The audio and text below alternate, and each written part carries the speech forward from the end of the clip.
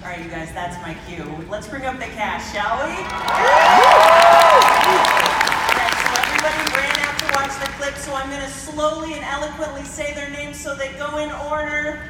For the love of God, guys, don't mess this up. Sophie Turner!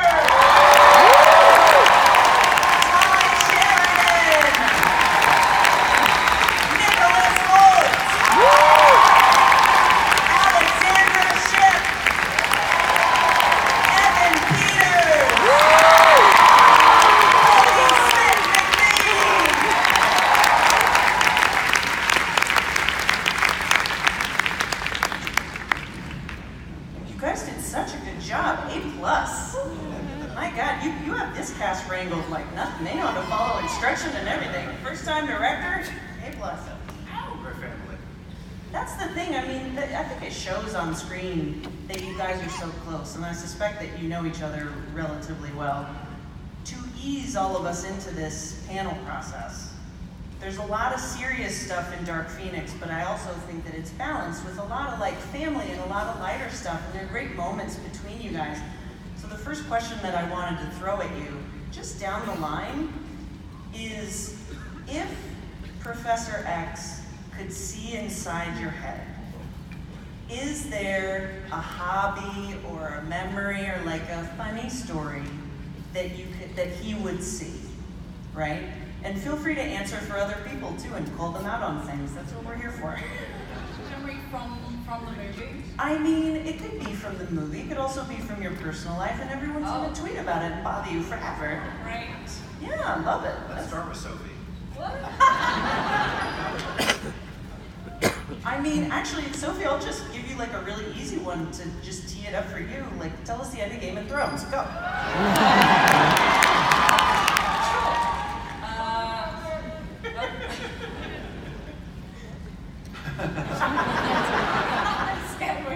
Oh my God, I love it. You Dark Phoenix me just then. I'll take this question for the team. And I'll think of one not from my personal life, because that wouldn't interest any of you, but from the movie. Just when we were making this film, you'd be surprised, but the biggest practical joker in this cast is Jessica Chastain. What? Serious, yeah. Oscar nominated, like Juilliard. Jessica Chastain is a menace. She is an absolutely dangerous menace. Don't allow her around your children. She's bad news. And one of the practical jokes she played was on, and Sophie was a somewhat willing accomplice in this, was on Mr. McAvoy, who's a very good target for practical jokes. And the joke was, there's a scene in the movie where his character is on wires, as you guys know. That's how they get people to fly or move in particular ways that aren't natural for them, and then we paint out the wires and we can't see them. So he was on wires, and the wires are being held by usually people from the stunt team who are manipulating that person's body to move the way they want it to move. And on the last take, after we'd gotten the take, Jessica, and I guess I was an accomplice too, because I knew about it, Jessica got the guys she got our sound crew to start playing the song Macarena, and to dance James's body around like a puppet doing the Macarena on the wires. So that would be, I guess, my memory from making this movie. I like that.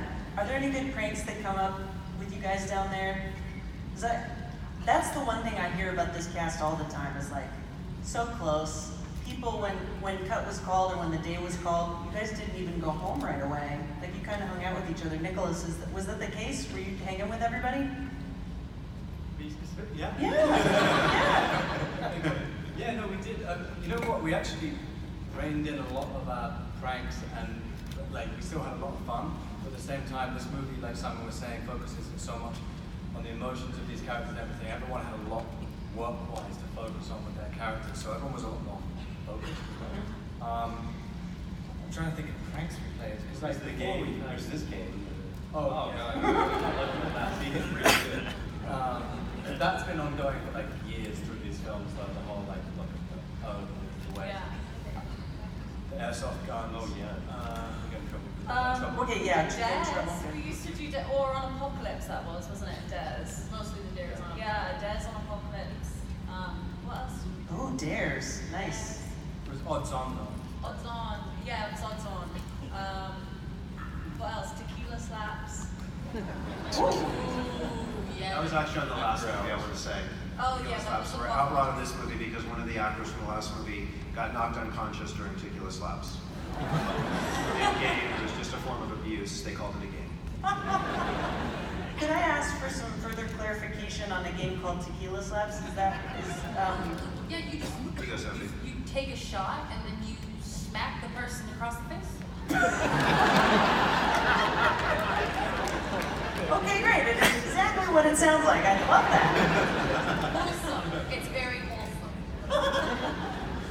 That's perfect. Well, and then flipping the script completely, like Sophie, let's just talk about Phoenix a little bit because, like everybody's been saying, there's a balance here. You know, it's very light, you guys are friends, but at the same time, your character's really going through a lot with this storyline. I mean, I kind of see it, and I have to tell you that, not to make light, but I relate to it because partially it's about a lady getting cracks on her face and being unable to control them, right? So, I mean, that's part of it. But can you talk about the difference in preparing to play Jean versus preparing to play Phoenix? That's interesting. But you're right, the movie is mainly about wrinkles. That's kind of what we were going for in the movie. I'm glad I got that, yeah. Yeah, you got it. I mean, really, the preparation to play Jean and the preparation to play Phoenix was kind of the same preparation because it's not like it's not really like day and night. They're kind of fused together, and that's why there's such an internal struggle. Is because it's these two kind of separate entities fighting each other within one person's body, and so that's what we were kind of going for. So really, we wanted to study schizophrenia and dissociative identity disorder to kind of really delve into the psyche of the character and ground her in something quite real and something that will resonate with a lot of people. So that's what we were kind of going for, rather than two separate entities. Yeah, which really adds a lot of nuance to the character because at all times there's something going on. Yeah. Yeah. I think that I could see a little bit of that in all the cast, I think, a little bit. And Ty, can you talk about that too? Because, I mean, just what's really interesting about just Cyclops' costume is that your eyes are covered. So that's one of your main ways to broadcast what's going on. But there was a shot in that last clip that we saw where you thought she was gone, right? And I felt that from you. So can you talk about that challenge? Because this is sort of new for Cyclops. Thank you.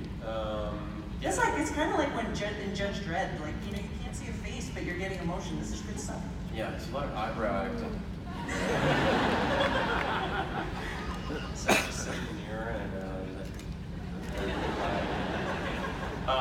no, it's good. You know what? This movie is really fun. We've all been saying in some of our interviews earlier that it's fun because these movies they jump from decade to decade. So a lot happens over the course of 10 years, and so you get to explore these characters in different chapters of their life.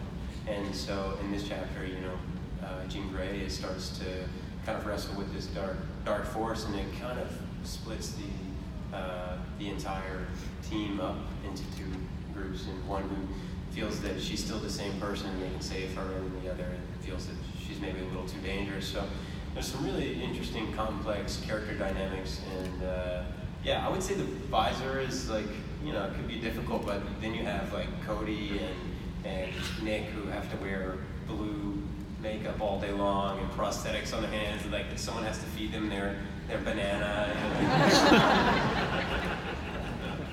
I was totally going to ask about that legitimately because in this movie I was like, there's a close-up of Beast, and I was like, oh my god, how does he eat lunch? There's a lot of hair right there. Quite slowly, and I eat a lot of blue hair. Ooh. And then I have like a furball. Wow, that really paints a picture, doesn't it? You're kind of like one of the vets of this thing. You're like a utility, I think, because we always come to Beast, and he's such a grounding force, right? Yeah, I mean, the fun thing about this movie is we've seen him evolve over the past few movies from one of the students wrestling with his identity, and then now being, one of the leaders of the X-Men, but then also stepping away from Charles because of what happens in this film and kind of finding his own resolve and approach to the issues that take place in this film. So you kind of get to see a new side of Beast emotionally. in this film, which is what was such a pleasure to play. And luckily, Simon gave me a chance to do that. Was there a moment during this movie in particular where you were like, I just nailed it? No. You're too busy coughing up furballs like with hair. I think that would be the wrong thing for me to be thinking anyway. Understood. Respect. That's actually not true. After every take Nick does, he's like, everyone. It's under his breath, but everyone can hear it. Yeah, we can hear you, Nick. Yeah, Mike, we hear you. you're Mike. Nailed it. Alexandra, I am always so pumped to see what Storm is gonna do. Always. Yeah. Me too. Let's keep the vibe of this conversation going, because in this movie, you face new challenges, and I felt physically, I was watching you and I was like, ooh, like, just wait. Just I wait. felt that way when I was actually doing it. Like, what's really fun about doing stunts is like, you punch someone and then they go like flying back, like it really hurt, and then you're like, you gotta like get out of it because you're like, yeah, I'm Storm, and like she's totally used to it, but Alex is losing her mind. It was so much fun, and it was really fun being able to do all the stunts and do like more hand-to-hand combat, and you really kind of get to see Storm really exude more power, and it was really fun. When I'm looking at these clips, as a non-actor, I take myself out of it for a second and I think about how you guys can't see any of the stuff that we see when you're shooting it. Because I mean, so much of your power is CG and it's added and stuff. Do you, like, real talk, do you ever stand in the mirror and practice all your cool superhero stuff? That's the only way you can do it. Yeah. Yes. It's the only way to do it, but it's actually really anticlimactic. Like you're like, yeah, that was it, but nothing. Like literally nothing. I think the saddest version of that is when, in the movie it's epic, bam, he goes away, shows up somewhere else, but when it's Kurt, when it's me doing it, bam, I just toddle off and run by the distance. As quick as you can, Cody. And roll. Yeah, it's quite awkward. Nightcrawler is such an important part of the team, and that's something that really comes across in this movie, is how needed everyone is and how everybody's such a functional part. But now that you say that, it actually occurs to me that his usefulness is essentially like him hugging people, right? Very sweet way to put it, thank you. There you go. Great power. Yeah, he just likes to get a bit of touch in. Nothing too pervasive. Just, yeah. I love it, man. Adults don't touch each other. Yeah. I know that sounds really weird, but like adults, we don't touch each other. You touch kids, you don't touch adults. What a beautiful power. Yeah, thank you. Thank you It for pointing that is. out. I love it. You got a couple moves with that. Yeah, and that's it, a little clap. Yeah, take a shout out to Hugs. There you go. What's Kurt going through in this film? I feel like, as we say, you know, jumping the decades, you get to see a form of maturity in him, definitely, that is quite different to what I portrayed in Apocalypse, which was the more innocent, wide-eyed, vulnerable Nightcrawler that we love, and, you know, the comedic relief at points. But in this one, he definitely kind of starts there, but I had an opportunity to portray that more vicious, savage archetype in him that is a culmination and a product of his frustration building up from not being able to know how to fix these internal struggles and the crisis that they're all going through as a team and as a family. So ultimately it crushes inside of him, and that's where we see it kind of connect with, I would say, Alan Cummings' portrayal of the character, which was very demonic and quite aggressive. Yeah, this is really a different side. There's so much conflict. You can really feel that in the film. Now, speaking of conflict, the bravado of Quicksilver is like one of my favorite things. Yeah, I know. Just like that, even that quick moment in the clip of just like, yeah, it's totally me, I did so much stuff. Yeah, like that's our boy. One of the things that I associate with your character are these amazing sequences with great music. And so I wanted to ask you, just like personally, is there a song that like really resonates with you that you would set your own personal slow-mo sequence to? Yes. And you have to get really close to the mic. Yes. There you go. I'm gonna crack that whip on you, brother. I think maybe. Do you guys know that song at the end of Mortal Kombat? When the ghosts are coming up? No? Will you sing it for us? Yeah, would you? There you go.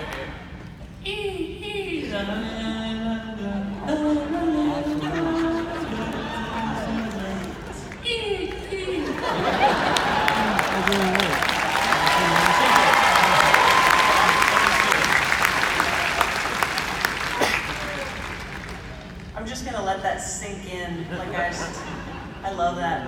Now I remember the song. Like in my head. It's also the end of Mean Girls as well. Phenomenal. Not at all, I guess.